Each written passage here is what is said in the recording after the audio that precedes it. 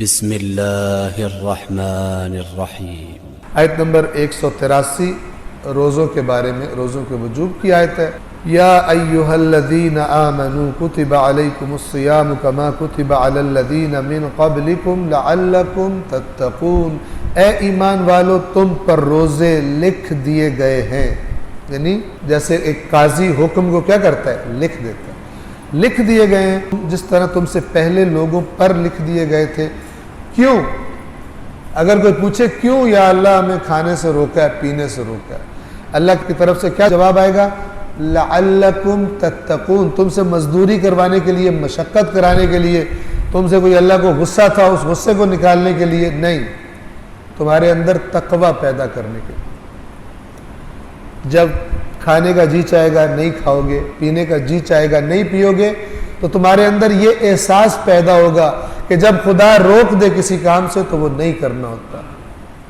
جیسے کھانے پینے سے رک گئے ہو، ورنہ صرف کھانے پینے سے روکنا مراد نہیں ہے۔ لہذا روایات اہل بیت اطہار میں یہ ہمیں بتایا گیا، روزے کے تین درجے ہیں۔ سب سے نچلا درجہ یہ ہے کہ صرف کھانے پینے پہ کنٹرول کرو، ٹھیک ہے؟ ان چیزوں سے جو توضیح المسائل میں بتائے جاتے ہیں کہ یہ کرو گے تو روزہ ٹوٹ جائے گا، یہ سب سے نچلے درجے کا روزہ ہے جو توضیح المسائل میں چیزیں بتائی ہیں جن سے ٹوٹ جاتا ہے، نچلے درجے۔ اس سے اوپر کے درجے کا جو روزہ ہے اس میں انسان آنکھ کو بھی روک کے رکھتا ہے، کان کو بھی روک کے رکھتا ہے، زبان کو بھی کنٹرول میں رکھتا ہے۔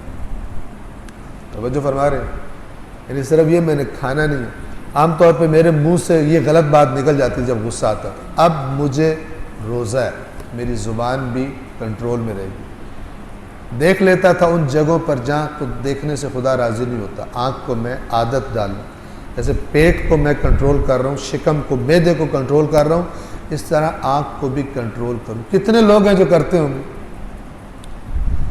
کان بھی کنٹرول کروں، وہ سنوں جس سے خدا راضی ہے، وہ نہ سنوں جس سے خدا راضی نہیں ہے۔ کان کو کنٹرول کرتا ہے، آنکھ کو کنٹرول کرتا ہے، زبان کو کنٹرول کرتا ہے۔ یہ اوپر کے درجے کا روزہ۔ تیسرا درجہ جو سب سے اونچا ہے، دماغ کو بھی کھلا نہیں چھوڑتا، جو مرضی سوچے، غلط باتیں سوچے، بیہودہ باتیں سوچے، ٹھیک ہے؟ ابھی تو روزے سے ہوں، افطار کرنے کے بعد یہ کرنا ہے، خرابی کا سوچے، افطار کر لوں تو پھر اس کے بعد یہ والا کام کروں۔ دماغ کو بھی آزاد نہ چھوڑے، یہ فرمایا کہ یہ اولیاء کا روزہ ہے۔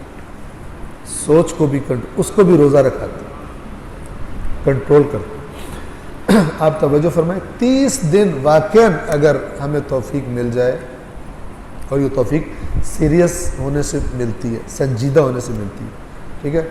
تو آج میں کہیں درس تھا تو وہاں بھی بات ہوئی، تو وہاں پر ایک مجھ پر سوال ہوا کہ یہ ہم جو کام آپ کہہ رہے ہیں ہمیں کرنا چاہیے، ہم نہیں کر رہے، تو اللہ نے توفیق اگر دینی ہوتی تو دے دیتا، توفیق ہوگی تو ہم کریں گے، ہمیں توفیق نہیں ہے ہم نہیں کرتے۔ یعنی کانسیپٹ دیکھیں، ہو سکتا ہے اور بہت سارے لوگوں کے ذہنوں میں ہو کہ اللہ کی مرضی کے بغیر تو کچھ بھی نہیں ہو سکتا، تو اگر خدا چاہتا تو ہم کر لیتے۔ یہ قرآن میں آیات ہے کہ یہ کافر رسول اللہ سے کہتے ہیں کہ لو شاء الرحمن ما عبدناہم، ہم جو فرشتوں کی پوجا کر رہے ہیں، تو یہ بتا رہے ہیں نا اللہ ہر چیز پہ قدرت رکھتا ہے، اس کے حکم کے بغیر کچھ نہیں ہو سکتا، اگر وہ چاہتا تو ہم نہ کرتے۔ رسول اللہ کو کہہ رہے ہیں اگر اللہ نے چاہا ہوتا تو ہم فرشتوں کی پوجا نہ کرتے، ٹھیک ہے؟ یہ وہ توفیق والی بات ہے۔ آپ کہہ رہے ہیں قرآن پڑھو قرآن نہ پڑھو، اللہ توفیق نہیں دیتا ہے، یعنی اپنی سستی کو اللہ کی اس پہ ڈال رہے ہیں۔ اس کا مطلب کیا ہے کہ خدا نخواستہ کوئی بدکاری کرتا ہے، اللہ نے توفیق دی اس کو، کام خود کرو، برا کام خود کرو اللہ پہ ڈال دو، اچھا کام نہ کرو اللہ پہ ڈال دو، اس سے بڑا یعنی خطا اور اشتباہ کیا ہوگا؟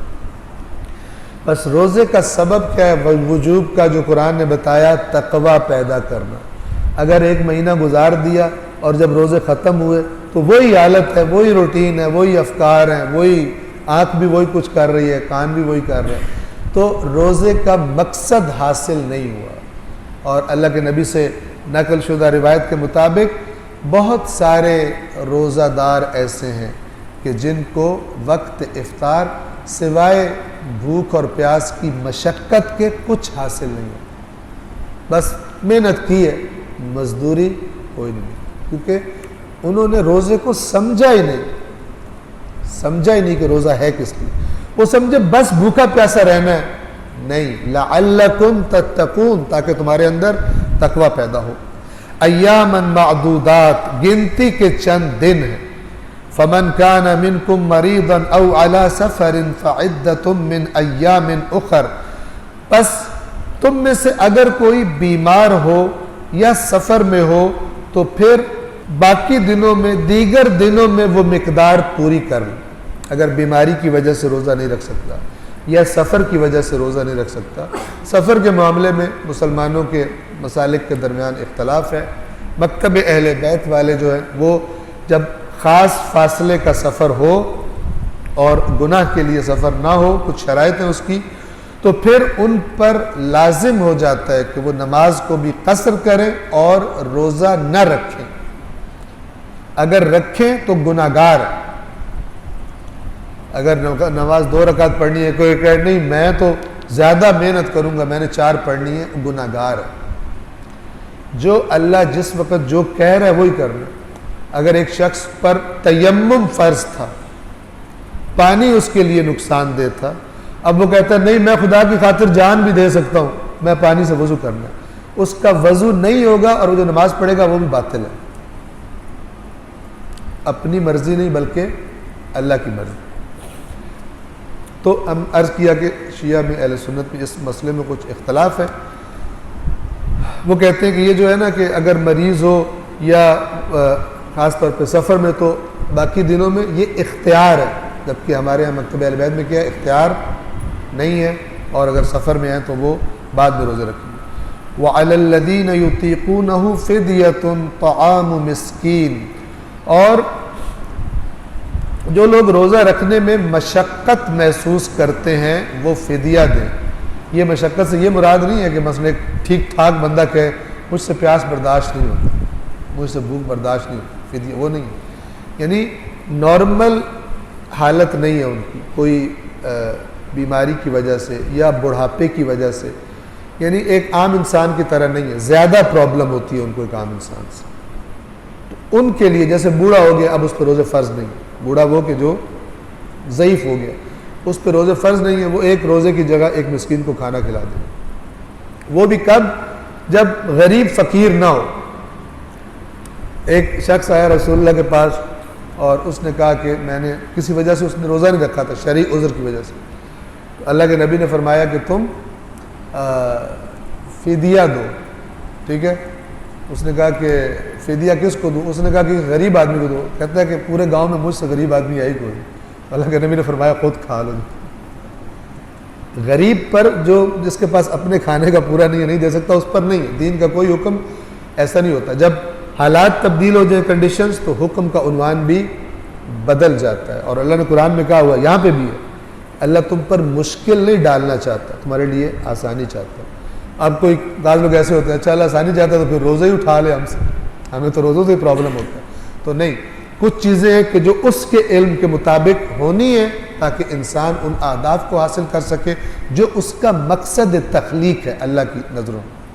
فمن تطوع خیرا فہو خیر لہ، پس جو اپنی خوشی سے نیکی کرے تو اس کے لیے بہتر ہے. تطوع کہتے ہیں ایک تو جو فرض ہوتا ہے وہ تطوع کہتے ہیں جو فرض نہ ہو لیکن اضافہ کر دے. وَأَن تَصُومُوا خَيْرٌ لَكُمْ، اور اگر تم روزے رکھو تو تمہارے لیے بہتر ہے. ان کنتم تعلمون، اگر تمہیں علم ہو اس بات کا. یہ بہت ساری جگہوں پہ اللہ تعالیٰ سے کہتا ہے. حضرت نے فرمایا کہ جب اذان دی جائے جمعے کے لیے تو دوڑ پڑو. وہاں پہ کیا فرمایا؟ ذَلِكُمْ خَيْرٌ لَكُمْ إِن كُنتُمْ تَعْلَمُونَ. یہ آ جانا خرید و فروش ترک کر کے نماز جمعہ کے لیے یہ تمہارے لیے بہتر ہے.